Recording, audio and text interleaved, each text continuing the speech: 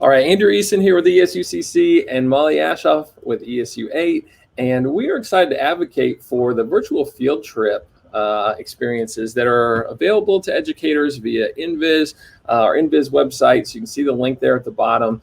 And just really want to encourage that, as you know, if you get in the rhythm of teaching remotely over a duration of time, it's nice to kind of change pace a little bit and to really bring in what I think it becomes a very authentic learning opportunity that would be in collaboration with an organization here in Nebraska.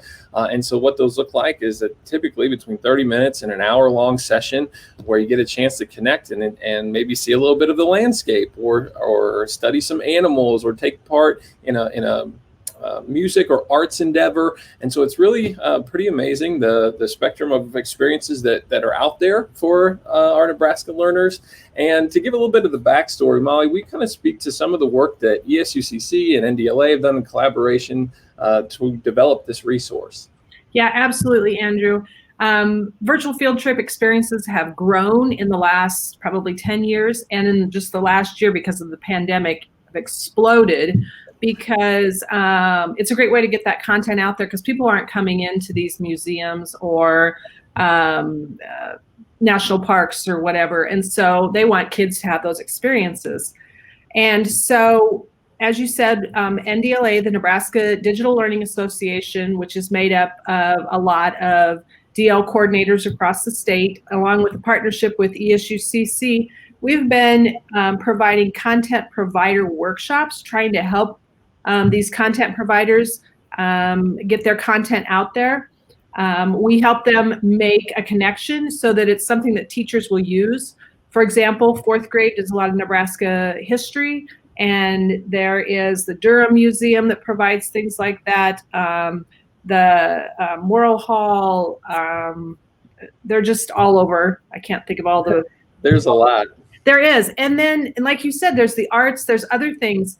But once again, here's a great opportunity that you can use in your face-to-face, or you can take it and use it in a remote. And it doesn't have to be full class. A lot of times older kids will connect with a content expert, maybe a scientist or someone at the university that can help answer some of their questions.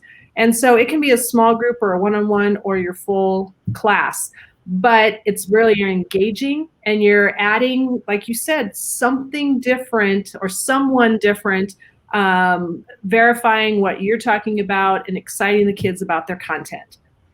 Yeah, and I know in those trainings that you referenced, we actually went through some of those fairly recently, and I even learned some things about best practices in delivering remote learning experiences. And so it's kind of interesting from an educator standpoint too to see what someone like Peter Brunette at the Omaha Zoo, for example, who's been delivering this type of instruction remotely for 20 years now, some of the tips and tricks that he uses to be effective in engaging with learners. So I would strongly encourage you to check out the nviz.esucc.org site. There you can navigate to the virtual field trips page.